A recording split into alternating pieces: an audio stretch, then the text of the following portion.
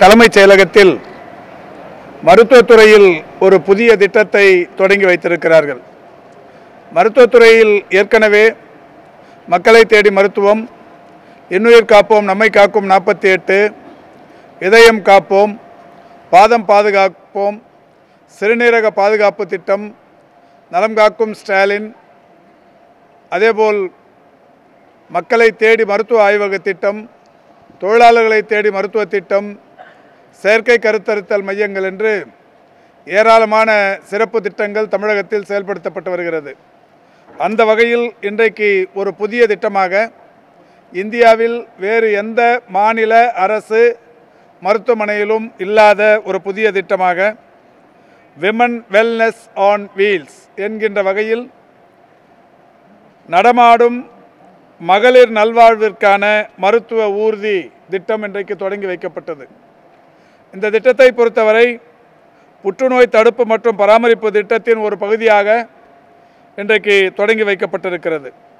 இந்த திட்டம் என்பது தமிழ்நாடு முழுவதிலும் கிராமங்கள், குக்கிராமங்கள், மலை கிராமங்கள் என்று எல்லா பகுதிக்கும் இந்த வாகனங்கள் முறையாக சென்று பெண்களுக்கு தேவையான ஒரு 7 வகையான நோய் பாதிப்புகளை ஆரம்ப நிலைகளிலேயே கண்டறிந்து சேவைகள் வழங்கப்படவிருக்கிறது. அந்த வகையில் புற்றுநோய் பாதிப்புகள் என்பது இன்றைக்கு உலகம் முழுவதும் அதிகரித்து வருகிற நிலையில் 3 மிக முக்கியமான புற்றுநோய் பாதிப்புகள்: வாய் புற்றுநோய், கருப்பை வாய் புற்றுநோய், மார்பக புற்றுநோய்.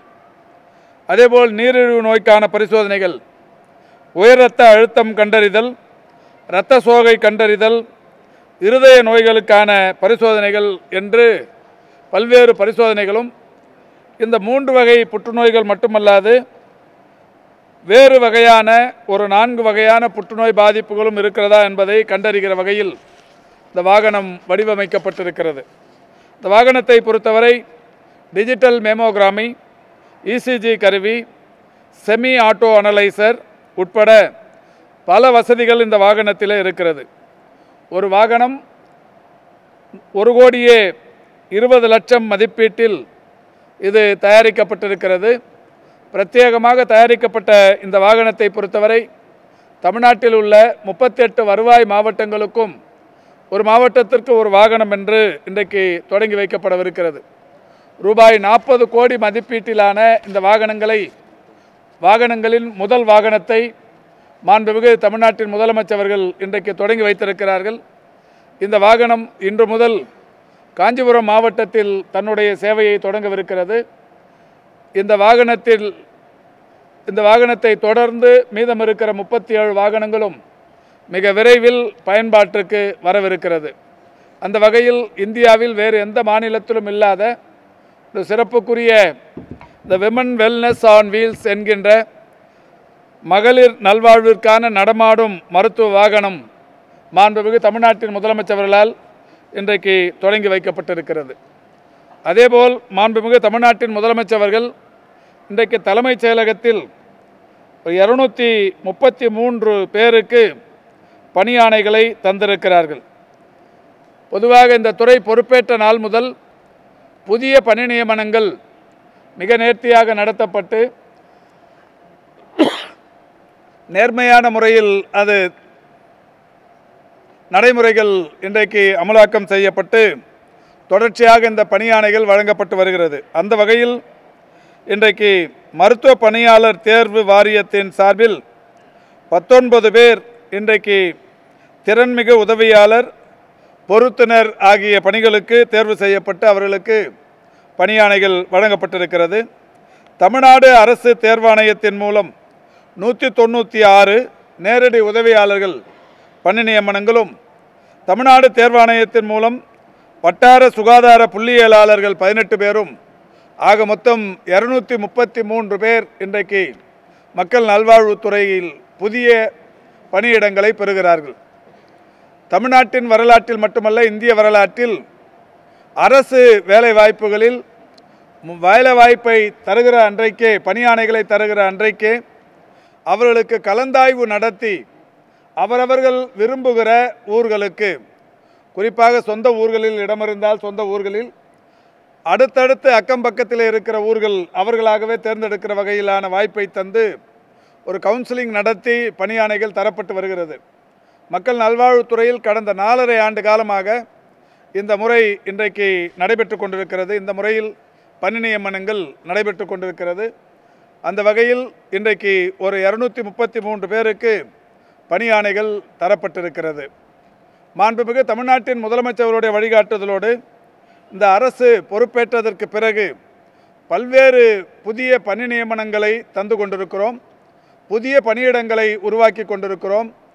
புதிய பணி நியமனங்கள் மட்டுமல்லாது புதிய பணியிடங்களையும் உருவாக்கி ஆயிரக்கணக்கான பணியிடங்கள் உருவாக்கப்பட்டு பணி நியமனங்கள் தரப்பட்டு வருகிறது. இந்த அரசு பொறுப்பேற்றது என்பது 2021 மே திங்கள் 7ஆம் தேதி. அதற்கு பிறகு இதுவரை இந்த துறையில் நியமிக்கப்பட்டிருக்கிற மருத்துவர்கள் 4337 மருத்துவர்கள், 1091 மருந்தாளுநர்கள், 131 உணவு பாதுகாப்பு அலுவலர்கள், 40 இளநிலை பகுப்பாய்வாளர்கள், 48 இயன்முறை சிகிச்சையாளர்கள், 344 ஆய்வக நுட்பர்கள், 1145 இதர மருத்துவம் சார்ந்த பணியாளர்கள், இவர் சித்த மருத்துவ பணியாளர்கள் 115 பேர், மருத்துவர் மற்றும் பல் மருத்துவர் உளவியல் பேராசிரியர்கள் என்று ஒரு 572 பேர், தமிழ்நாடு உணவு பாதுகாப்பு துறையில் முதுநிலை பகுப்பாய்வாளர்கள் ஒரு 15 பேர், இப்படி தொடர்ச்சியாக 1231 பேர் கடந்த 2 மாதங்களுக்கு முன்னால் செப்டம்பர் மாதம் 22ஆம் தேதி கிராம சுகாதார செவிலியர்கள் ஒரு 1231 பேர் என்று இதுவரை எம்ஆர்பி என்று சொல்லப்படுகிற மெடிக்கல் சர்வீசஸ் ரெக்ரூட்மெண்ட் போர்டு என்கின்ற அந்த அமைப்பின் சார்பில் மிக நேர்மையாக வெளிப்படைத்தன்மையோடு இந்த பணி நியமனங்கள் 9072 பணி நியமனங்கள் தரப்பட்டிருக்கிறது. மருத்துவத்துறையின் வரலாற்றில் ஒரு 4 ஆண்டுகளில் 9000த்திற்கும் மேற்பட்ட பணியிடங்கள் பணி ஆணைகள் புதிய பணி ஆணைகள் தரப்பட்டிருப்பது என்பது இதுவே முதல் முறை. அதோடு மட்டுமல்லாது எம்ஆர்பியின் சார்பில் 9072 என்கின்ற நிலையில் டிஎன்பிஎஸ்சி தமிழ்நாடு தேர்வாணையத்தின் சார்பில் பணி நியமனங்கள் இந்த துறைக்கு அளிக்கப்பட்டவைகள் 281 கருணை அடிப்படையிலான பணி நியமனங்கள் வழங்கப்பட்டிருக்கிறது. 3009 ஒப்பந்த அடிப்படையிலான செவிலியர்கள், அதேபோல் 3253 தற்காலிக செவிலியர்களுக்கு நிரந்தர செவிலியர்களுக்கான ஆணைகளை எம்ஆர்பி நிர்வாகம் தந்திருக்கிறது. இதைத் தொடர்ந்து தமிழ்நாடு அரசு பணியாளர் தேர்வு ஆணையத்தின் மூலம் இதுவரை 2011 புதிய பணி நியமன ஆணைகள் தரப்பட்டிருக்கிறது. இளநிலை உதவியாளர்கள், தட்டச்சர்கள், சுருக்கெழுத்து தட்டச்சர்கள், சுகாதார அலுவலர்கள், புள்ளி விவர உதவியாளர்கள் என்று பல்வேறு வகைகளிலான பணி நியமனங்கள் 2011 பணி நியமனங்களை தமிழ்நாடு தேர்வாணையம் அரசு பணியாளர் தேர்வாணையம் வழங்கியிருக்கிறது. அதேபோல் புதிய பணியிடங்களை உருவாக்குவது என்கின்ற வகையில் மாண்புமிகு தமிழ்நாட்டின் முதலமைச்சர்களால் இந்த அரசு பொறுப்பேற்றதற்கு பிறகு 708 இடங்களில் நகர்ப்புற நலவாழ்வு மையங்கள் புதிதாக தொடங்கப்பட்டது. 50 இடங்களில் ஆரம்ப சுகாதார நிலையங்கள் மற்றும் நகர்ப்புற ஆரம்ப சுகாதார நிலையங்கள் தொடங்கப்பட்டது. 19 இடங்களில் புதிய மாவட்ட அரசு மருத்துவமனைகள் உருவாக்கப்பட்டது. 6 இடங்களில் புதிதாக மாவட்ட அரசு தலைமை மருத்துவமனைகளுக்கு இணையாக புதிய மருத்துவமனைகள் கொண்டு வரப்பட்டது. இப்படி பல்வேறு புதிய மருத்துவ கட்டமைப்புகளை கொண்டு வந்து கொண்டிருக்கின்ற காரணத்தினால் மாண்புமிகு தமிழ்நாட்டின் முதலமைச்சருடைய வழிகாட்டுதலோடு இந்த நேஷனல் ஹெல்த் மிஷன் என்கின்ற அமைப்பின் சார்பில் புதிய பணியிடங்கள் தொடர்ச்சியாக உருவாக்கப்பட்டு அந்த வகையில் இதுவரை 35,400 புதிய பணியிடங்களை பொறுத்தவரை 2708 நகர்ப்புற நலவாழ்வு மையங்களில் 2832 பேரும், 50 ஆரம்ப சுகாதார நிலையங்களில் 506 பேரும், அதேபோல் மருத்துவ மற்றும் தேர்வாணையத்தின் மூலம் ஒரு 196 பேர் என்று ஏராளமான பணியிடங்களை உருவாக்கி வருகிறோம். ஆக மொத்தம் இதுவரை புதிய பணி நியமனங்கள் என்பது கடந்த 4.5 ஆண்டில் 35,469 பணியிடங்கள் தரப்பட்டிருக்கிறது. 4.5 ஆண்டில் வேறு எந்த காலகட்டத்திலும் இல்லாத அளவுக்கு 35,469 பணியிடங்கள் தரப்பட்டிருக்கிறது. அதேபோல் பணியிட மாறுதல்கள் வெளிப்படை தன்மையோடு பணியிட மாறுதல்கள் கடந்த 4½ ஆண்டில் நடத்தப்பட்டு டிரான்ஸ்பரன்சி கவுன்சிலிங் என்கின்ற வகையில் நடத்தப்பட்ட அந்த பணியிட மாறுதல்களின் மூலம் இதுவரை பணியிட மாறுதல்கள் பெற்றிருப்பவர்கள் 44,535 பேர். அந்த வகையில் ஒரு 35,469 புதிய பணியிடங்களும் பணி ஆணைகளும் 44,535 பேருக்கு இன்றைக்கு பணி மாறுதல்களும் ஆக மொத்தம் இந்த அரசு பொறுப்பேற்றதற்கு பிறகு ஏறத்தாழ 80,000 பணியாளர்கள் மிகப்பெரிய அளவிலான பயன்பெற்றிருக்கிறார்கள் என்பதை மகிழ்ச்சியோடு தெரிவித்துக் கொள்கின்றோம். இந்த அரசு பொறுப்பேற்றதற்கு பிறகு புதிதாக தொடங்கப்பட்ட மருத்துவமனைகள், நம்முடைய கொளத்தூர் மருத்துவமனைக்கு புதிய பணியிடங்கள் உருவாக்கி தரப்பட்டிருக்கிறது. அதேபோல் இன்றைக்கு புதிய பணியிடங்கள் என்கின்ற வகையில் நான் ஏற்கனவே சொன்னதைப் போல 708 நகர்ப்புற நலவாழ்வு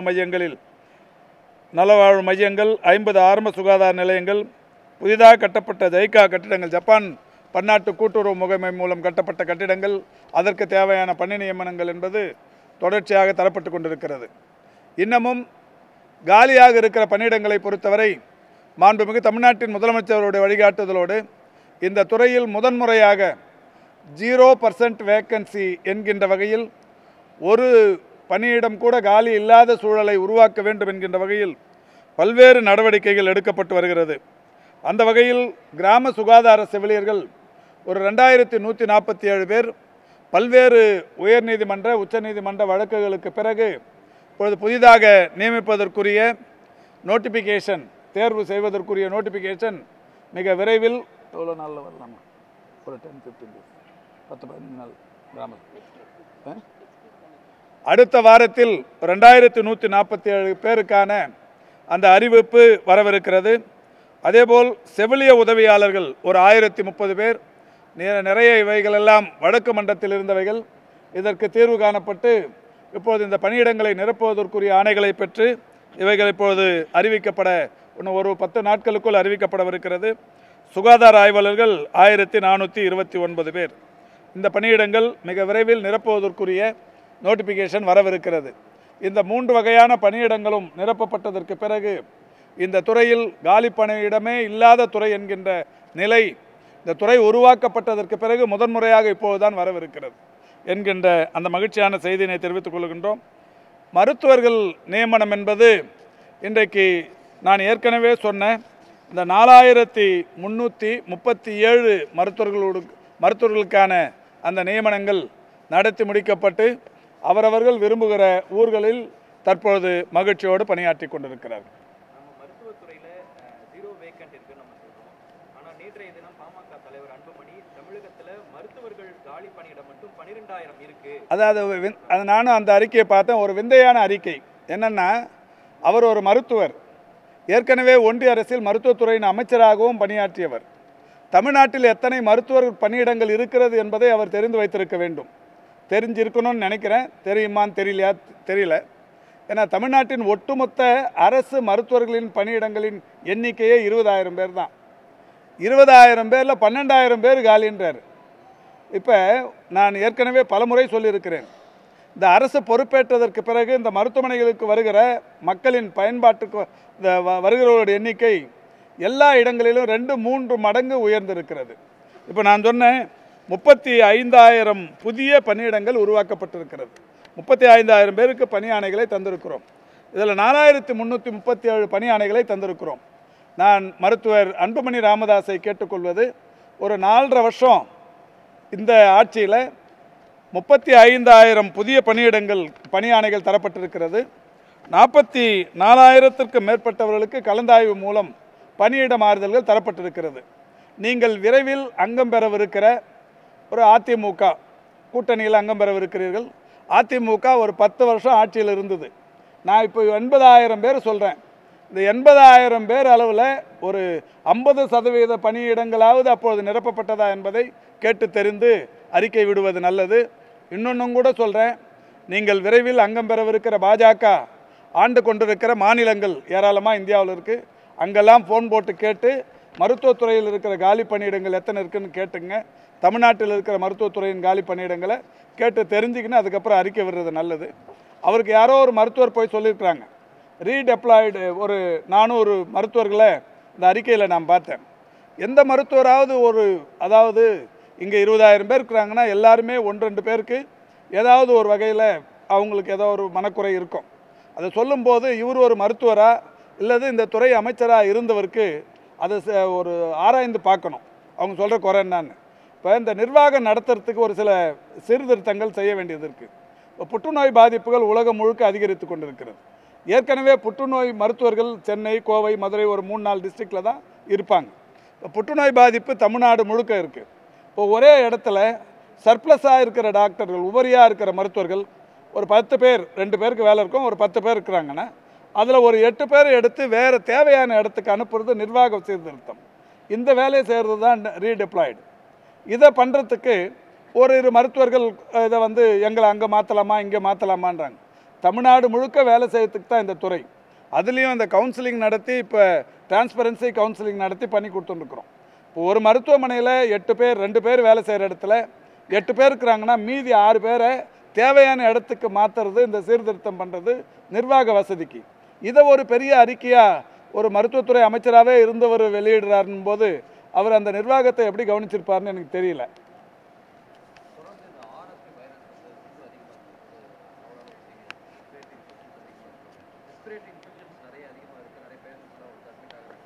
இல்லைங்க, அந்த மாதிரி எந்த விதமான ஒரு பதட்ட சூழலும் இல்லைங்க. இந்த மழை காலத்தில் வழக்கமாக வர இந்த நோய் பாதிப்புகள் தான் தமிழ்நாடு முழுக்க எல்லா மருத்துவமனைகள்லையும் மழைக்கால நோய் பாதிப்புகளுக்கான மருந்துகள், அதற்கான மருத்துவ உபகரணங்கள், மருத்துவர்கள் தயார் நிலையில் இருக்கிறாங்க. குறிப்பாக இந்த டெங்கு, மலேரியா, சிக்கன்குனியா இந்த மாதிரியான பருவ மழைகளின் போது வருகிற நோய் பாதிப்புகளுக்கு ஏற்ற அந்த வார்டுகள் தனியாக அந்த இதெல்லாமே பண்ணின்னு இருக்கிறோம்.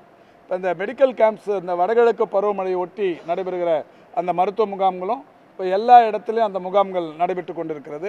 எங்கெல்லாம் மழை முடியுதோ அங்கெல்லாம் கேம்ப் நடத்துகிறோம். இப்போ சென்னையில் மட்டுமே இந்த அதிகபட்ச மழைங்கிறது அந்த அக்டோபர் இறுதி வாரத்தில் தான் இருந்தது. ஒரு 30 சென்டிமீட்டர் மழை அளவு தான் பெஞ்சிருக்கு. நமக்கு மழை வர வேண்டியது 87 சென்டிமீட்டர். இன்னும் டிசம்பர் ஒரு 15 தேதி வரைக்கும் கூட வரும். இந்த நிலையில் இது வரைக்குமே அங்கேயே ஒரு 2100 கேம்ப் நடத்திருக்கிறோம். தேவையான இடத்துல ஒரு கிராமத்தில் இல்லை ஒரு தெருவில் 2 பேருக்கோ 3 பேருக்கோ காய்ச்சல் பாதிப்பு இருந்தால் உடனடியாக கேம்ப் நடத்துறதுக்கு அட்வைஸ் பண்ணியிருக்கு. அது நடத்தின்னு இருக்கிறாங்க. எனவே பதட்டமான சூழல் என்பது இல்லை.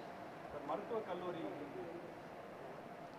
இது வரைக்கும் இந்த வடகிழக்கு பருவமழைக்கு மட்டுமே ஒட்டுமொத்தமாக நான் சொன்னது சென்னையில் 2100ன்னு ஒட்டுமொத்தமாக தமிழ்நாடு முழுக்க 25,460 மருத்துவ முகாம்கள் நடத்தப்பட்டது.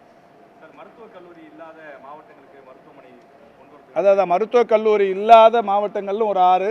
இந்த மருத்துவக் கல்லூரி இல்லாத மாவட்டங்கள் இருக்கக்கூடாது, மாவட்டத்துக்கு ஒரு மருத்துவக் கல்லூரிங்கிற இந்த கான்செப்டே முத்தமிழறிஞர் கலைஞர் தான் 2011 சட்டமன்றத்திலே அறிவித்தார். அந்த வகையில் அன்றைக்கி கேட்டுப்பட்ட நிறைய கல்லூரிகள் தான் தற்போது 36 என்கின்ற வகையிலே தமிழ்நாட்டில் இருக்கிறது. புதிய மாவட்டங்கள் நிறைய உருவானதுக்கு அப்புறம் இப்போ ஒரு 6 மாவட்டங்களுக்கு மருத்துவக் கல்லூரி வேணும். தென்காசி, பெரம்பலூர், மயிலாடுதுறை, காஞ்சிபுரம், திருப்பத்தூர், ராணிப்பேட்டை இந்த 6 மாவட்டங்களுக்கான மருத்துவக் கல்லூரிகள் வேண்டும் என்கின்ற கோரிக்கை தொடர்ந்து இந்த அரசு பொறுப்பேற்ற நாள் முதல் ஒன்றிய அரசாங்கத்திடம் கோரிக்கை வைக்கப்பட்டு வருகிறது. கடைசியாக போன ஜனவரி 2ஆம் தேதி நானும் செயலாளரும் ஒன்றிய மக்கள் நல்வாழ்வுத்துறை அமைச்சர் மாண்புமிகு JP நட்டா அவர்களை சந்தித்தும் கூட கோரிக்கை வைத்திருக்கிறோம். பரிசீலிப்பதாக சொல்லியிருக்கிறார். என்னம்மா இல்லை, இப்போ நம்ம ஆரம்ப சுகாதார நிலையங்கள், துணை சுகாதார நிலையங்கள், வட்டார மருத்துவமனைகள் இது மேம்படுத்தப்பட்ட மருத்துவமனைகளாக மாற்றுறது, புதிய மருத்துவமனைகள் நிறைய கோரிக்கை வச்சுட்டு வரோம். ஆனால் அவங்க என்ன சொல்கிறாங்கன்னா, ஒன்றிய அரசு வட மாநிலங்களில் தமிழ்நாட்டில் இருக்கிற அளவுக்கான மருத்துவ கட்டமைப்பில் பாதி கூட இல்லை, நீங்கள் ஃபுல் ஃப்ளெட்ஜாக இருக்கிறீங்க அப்படிங்கிற அந்த கருத்தையே சொல்லி நிற்கிறாங்க. ஆனாலும் இங்கே தேவையை நாம் தொடர்ந்து வலியுறுத்தி இருக்கிறோம்.